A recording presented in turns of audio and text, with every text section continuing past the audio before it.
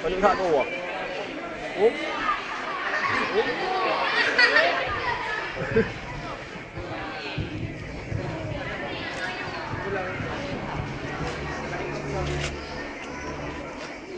Assalamualaikum warahmatullahi wabarakatuh.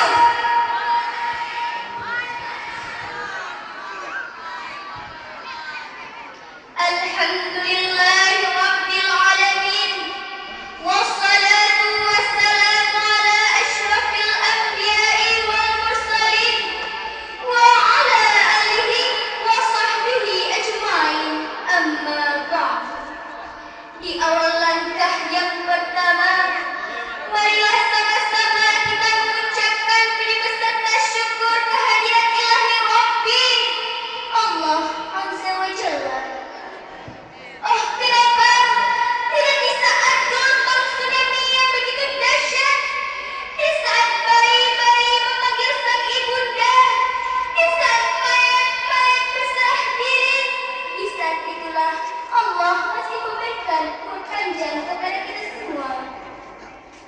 Allah juga telah menciptakan langit tanpa tiang, menciptakan bintang tanpa tali, menciptakan bumi terbentang tapi hamparan dan perpadani. Selanjutnya, selawat diiringi dengan salam. Marilah sama-sama kita alamatkan kepada seorang pemuda figur Islam yang lahirnya di tengah-tengah pada Sahara. Hidupnya dengan untayan air mata. Siapakah beliau? Beliau adalah baginda Nabi besar Muhammad sallallahu alaihi wasallam,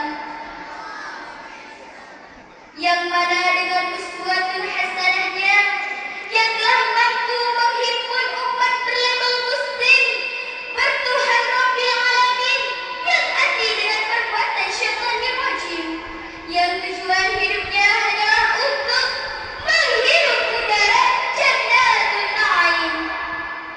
Dan tak lupa pula selawat beserta dengan salam, marilah sama-sama kita hadiahkan kepada al dan sahabat beliau, yang mana oleh mereka yang telah rela anaknya menjadi yatim, istrinya menjadi janda, rela badan tertusuk tombak demi menegakkan kalimatul haq, yakni kalimat la ilaha illallah Muhammadar Rasulullah. Kata-kata ta'zim wal ikraman kami pertama sekali kepada Al-Mukarram, Al-Fadil, Abu Yai Lampung Bala, Walid, beserta Abun Dijat Bada, Allahumma fir lahum. Dan yang kami hormati kepada Dewan Juri yang arif lagi bijaksana, dan yang kami hormati juga kepada Dewan Guru Darussalah yang dengan sukarela menopang melaksanakan tugasnya sebagai ajang untuk lancarnya dan pendidikan di daerah tercinta ini. Hadirin yang dirahmati oleh Allah, terlihat zaman sekarang ini bahwa kaum remaja tidak terkecuali anak sekolahan terjerumus ke dalam lingkungan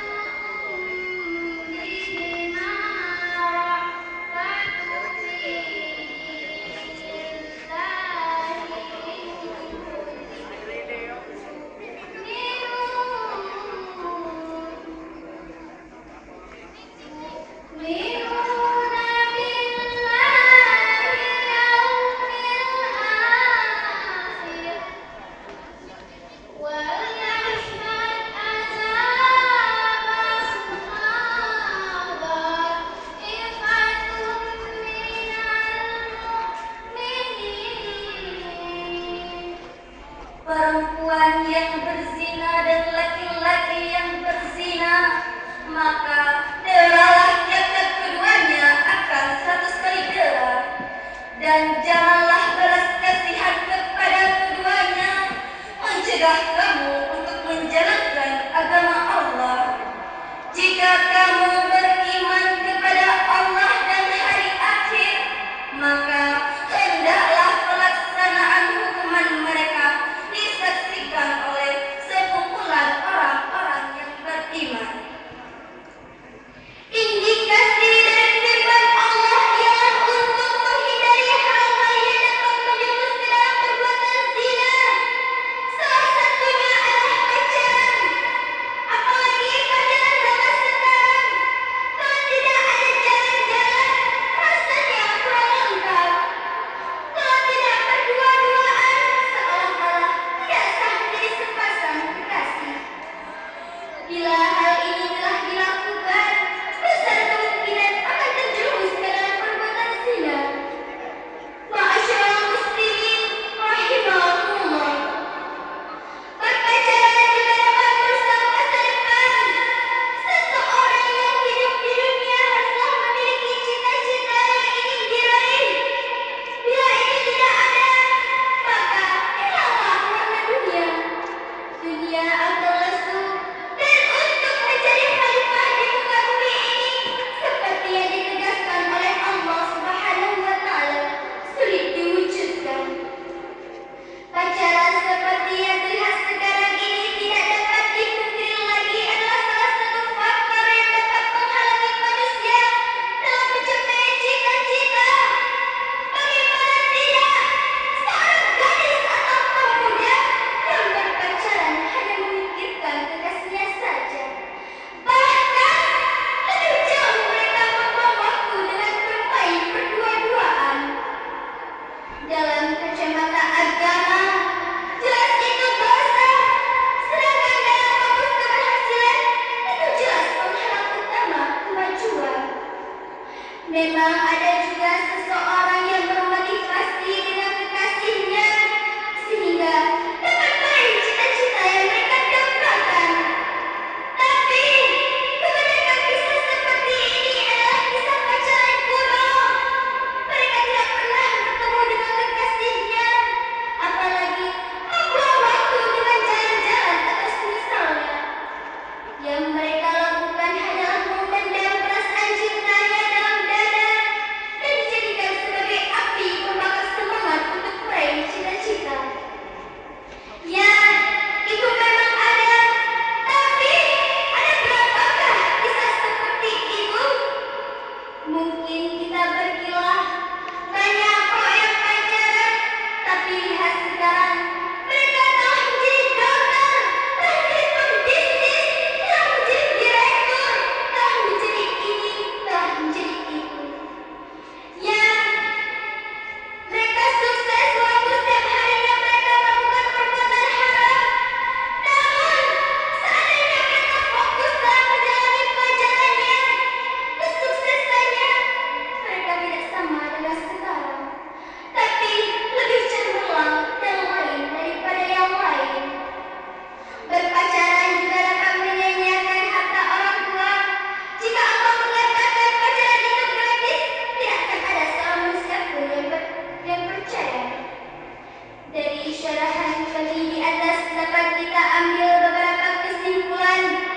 Yang pertama, berpacaran merupakan mukadimah awal terjadinya zina dan dapat merusak masa depan remaja. Yang kedua, berpacaran merupakan satu perbuatan yang jelas dilarang dalam Al-Quran dan membawa dosa serta murka Allah apabila melakukan seperti demikian. Yang ketiga, ingatlah kaum muslimin dan muslimat dan pergunakanlah masa muda selagi ada, dikarenakan masa muda adalah waktu yang baik untuk membina dan menyempurnakan sifat serta kelakuan. Berpacaran juga menyanyiakan harta orang tua. Akhirnya, berpacaran juga mengundang murka Allah Ta'ala dan turut mengkhianati orang tua. Hanya ini yang dapat kami sampaikan. Lebih dan kurang kami kami akhiri dengan